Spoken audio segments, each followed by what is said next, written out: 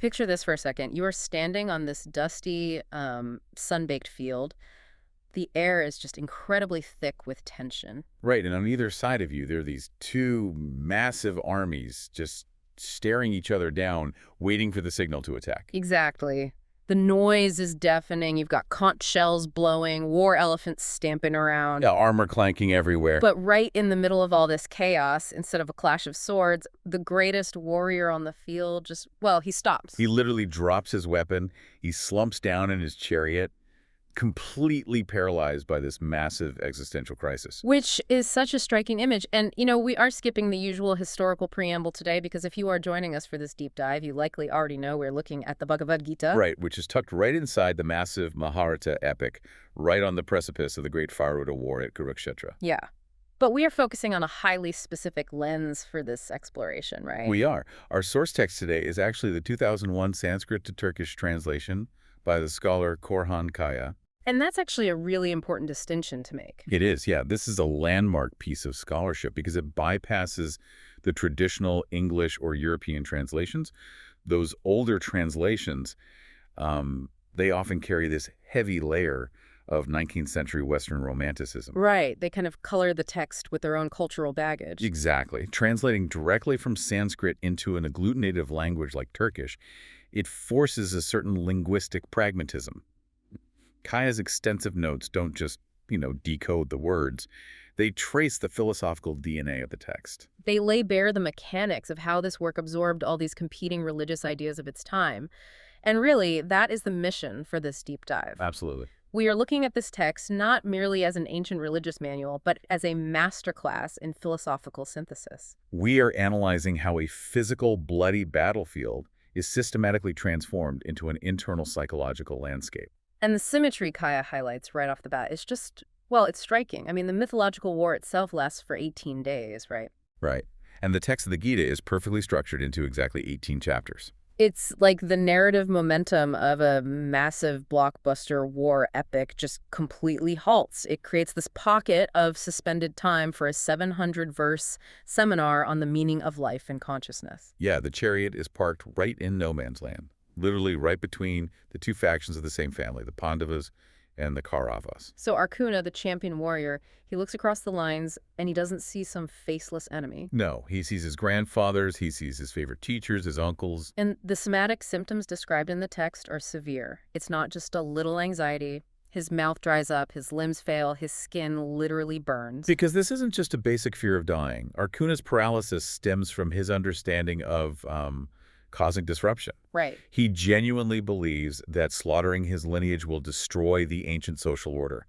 It will corrupt the family traditions and ultimately plunge them all into hell. Reading Kaya's notes on Arjuna's breakdown, you start to realize that Arjuna's logic is actually incredibly sound from a conventional moral standpoint. Oh, for sure. I mean, killing your grandfather and your most revered teacher is universally just a bad idea. Yeah, he is basically presenting a flawless argument for pacifism based on the preservation of social harmony.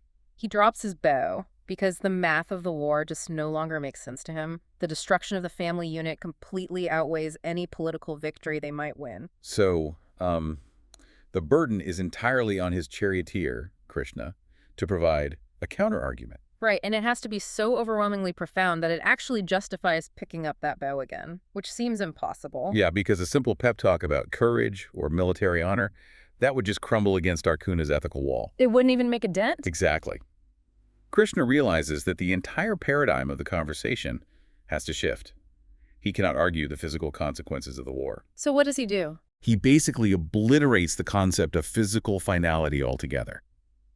Krishna moves the baseline of reality away from the mortal body and grounds it entirely in the immortal soul, the Atman. The Atman, right. The text delivers this core thesis, which is, and I'm paraphrasing the translation here, there was never a time when I, you, or these kings did not exist, nor will there ever be a time when we cease to be. Wow. I mean, that is a total ground-up reframing of existence. It really is. And to make it stick, the text uses this highly visceral analogy. Krishna actually compares physical death to just taking off old clothes and putting on new ones. Yeah, it's a very practical image. He says the underlying soul cannot be cut by weapons. It can't be burned by fire, wet by water, or dried by the wind. It is an indestructible constant that is just passing through a cycle of rebirth. So Krishna is essentially telling Arjuna that his grief is just a cognitive error. He is mourning the temporary clothing rather than recognizing the eternal wearer. And Kaya's translation notes emphasize how this completely shifts the moral weight of the universe. Now so. Well, if the soul cannot actually be killed, the physical act of warfare is stripped of its ultimate destructive power. Okay, I see. The morality of an action is no longer judged by its physical consequence, like death.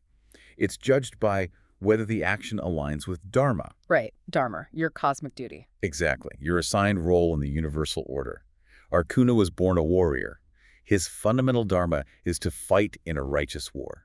So fleeing that duty out of personal attachment or fear is actually a violation of the cosmic order. Yes. But I have to challenge this framework for a second, because reading through that section, it sounds dangerously close to a giant cosmic loophole. A loophole, how do you mean? Well, if nobody actually dies and you are just changing their clothes, it seems like a blank check to commit atrocities without consequence. You just shrug and say, well, their soul is fine. Right, yeah. That feels completely at odds with the profound ethical weight the rest of the text carries. That's a great point, and the text actually anticipates that exact critique. Oh. Yeah.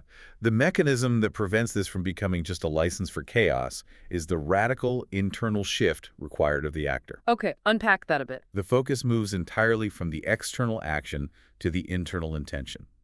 You are commanded to act, to fulfill your cosmic role, but you must do so with absolute zero attachment to the outcome. Zero attachment. Right. Arjuna must fight because the universe requires a warrior to fight, not because he desires victory, and not because he harbors any hatred for his cousins. So the moment he fights for revenge or just to win a kingdom, he incurs moral debt. Exactly. Looking at Kai's introduction, there's a brilliant distillation of this. He writes, man's true enemy is his misguided consciousness. Wow. Man's true enemy is his misguided consciousness. So the opposing army on the battlefield is completely irrelevant. Utterly irrelevant. The actual enemy Arjuna is fighting is his own illusion. It's his attachment to the temporary physical world and his belief that he is the ultimate doer of his actions. Which shifts the theater of war from the physical dirt of Kurukshetra straight into the human mind. And this internal shift is the mechanism that fundamentally democratized spirituality in ancient India. Let's talk about that democratization, because the source material goes really hard after the established religious practices of its time. It does. It doesn't just ignore the ancient Vedic traditions, it actively critiques them. Right, because the old system was highly transactional, wasn't it? Very transactional. You hired Brahmin priests to perform these elaborate fire sacrifices to Vedic gods like Indra or Agni. Often using that intoxicating ritual drink, soma, right? Exactly. You put a sacrifice in, you got a reward out. Good crops, a male heir, victory in battle, or just a comfortable spot in heaven. And the Gita just completely dismantles that transactional theology. It really criticizes those who blindly follow ancient rituals just to satisfy their earthly desires. Krishna boldly places himself way above the entire Vedic pantheon. He tells Arjuna that he is the ultimate recipient of all sacrifices. Right. Whenever someone offers something to those older elemental gods, the offering is actually going to him. The text essentially declares that for a person who has achieved true understanding, the sprawling, complex Vedas are only as useful as a tiny well when you're surrounded by a massive flood of water. I mean, that is a staggering theological flex. It really is. It strips the power away from the ritual and places it entirely in the devotee's internal devotion. And if you don't need the elaborate fire sacrifice, and your own mind is the altar, religion becomes portable. It becomes accessible to everyone, not just the priestly elite. So having sidelined the ritualistic Vedas, the text pivots heavily toward the Upanishads. Right. The Upanishads represent a later, deeply mystical era of Indian philosophy centered around the concept of Brahman. The infinite, universal soul. Exactly. The core idea is that the individual soul, the Atman, is not separate from the universe, but is actually identical to that singular divine source. And the Gita takes this abstract, highly esoteric philosophy, which, let's be honest, was often reserved for hermits meditating out in the forests, and drops it right into the middle of an active political war zone. And it doesn't merely borrow the aesthetic of the Upanishads either. It lifts the text wholesale. Yeah, Kaya's translation notes highlight these specific, undeniable textual overlaps. They're almost word for word in some places. For instance, the older Katha Upanishad contains the line, "The conscious essence is not born, it does not die. Even if the body dies, it cannot be killed." And then you turn to chapter 2, verse 20 of the Bhagavad Gita, and Krishna is reciting those exact same words. It functions exactly like sampling a classic track in modern music. That's a perfect way to describe it. By embedding the exact phrasing of the revered Katha Upanishad into its own verses, the Gita instantly inherits the authority of the older text. But it remixes its application. Exactly. In the Upanishads, that knowledge is used to justify retreating from the world into quiet meditation.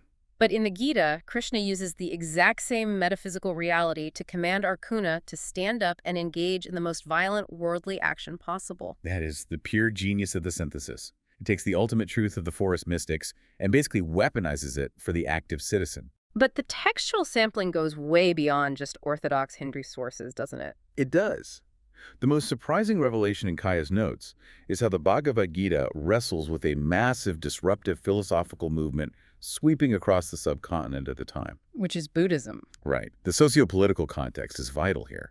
Orthodox Hinduism was facing a massive existential threat from the teachings of the Buddha. Because Buddhism completely rejected the authority of the Vedas, it rejected the caste system, and it was drawing followers rapidly. The authors of the Gita understood that you cannot simply fight a rising intellectual tide with old dogmas. To survive, the tradition had to evolve. It had to co-opt and integrate the strengths of its competitor, and you see that integration explicitly in the vocabulary. Oh, definitely. Kaya points out that the Gita deliberately utilizes the Buddhist term nirvana. Often rendered as Brahma Nirvana, right? Yes, to describe the ultimate state of peace and liberation. Finding a core Buddhist concept inside the defining Hindu text is just a massive socio-political compromise. It is a bridge being built in real time, blending the fervent devotion of the Krishna cult with the highest ideals of Buddhist philosophy. And the borrowing extends deep into the ethical mechanics, too. The Gita fully embraces the Buddhist concept of the middle way. Right. It explicitly states that the path of yoga is not for the person who gorges themselves on food.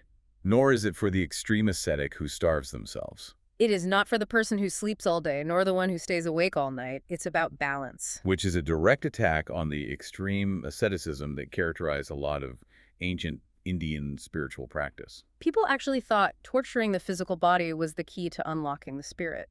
But the Buddha realized that extreme deprivation just makes you obsessed with your deprivation. It clouds the mind further. So the Gita adopts this highly practical balance. But where the Buddhist influence becomes incredibly sharp is in its psychological profiling of human misery. The text outlines a precise cognitive chain reaction that leads to destruction.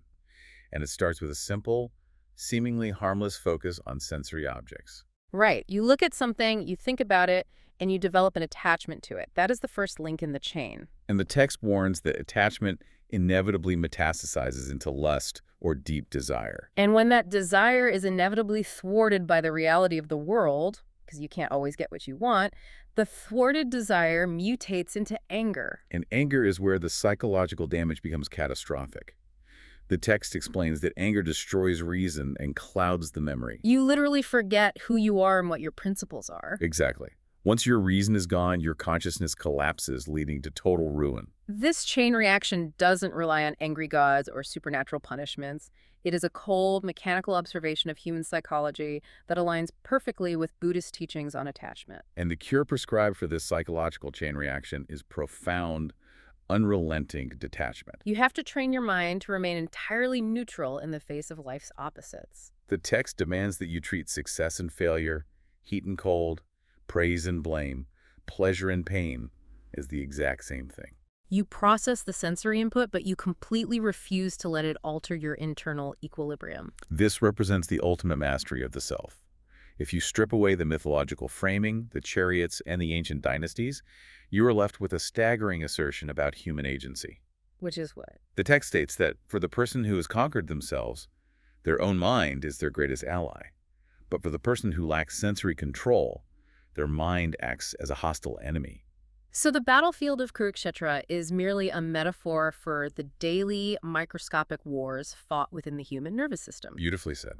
Pulling all these threads together, I think the true brilliance of the Bhagavad Gita is how it functions as a grand unified theory of its era's thought. It really does.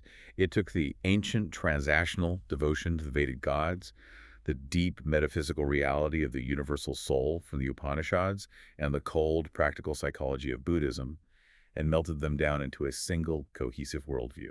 It taught that true spiritual fulfillment was not found in escaping the world or performing empty rituals, but in recognizing the immortal essence in all living things. While performing your worldly duties with absolute detachment. And the relevance of this synthesis remains sharply intact for you, the listener, today.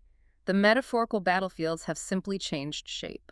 You are still faced with overwhelming obligations, complex social dynamics, and impossible choices that induce the exact same somatic paralysis Arjuna felt. Right, and the Gita's mechanism for navigating this is not to retreat, but to alter your underlying motivation. It invites you to decouple your actions from the anxiety of their outcomes.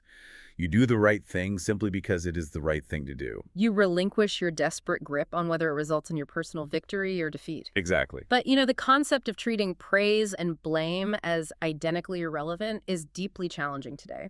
We exist in a cultural moment that preaches the exact opposite. Oh, absolutely. We are endlessly instructed to, chase our passions, celebrate our wins, and build our identities around our visible successes and failures. The Gita suggests that this cultural operating system is exactly what fuels our misery. Which leaves you with a profound question to chew on. Is it actually possible to achieve the absolute neutral detachment demanded by this text while remaining an active participant in our modern, hyper-attached world? That is the ultimate question. Or does true liberation ultimately require leaving the battlefield entirely? Something to deeply consider the next time you find yourself paralyzed by the overwhelming weight of your own life's demands.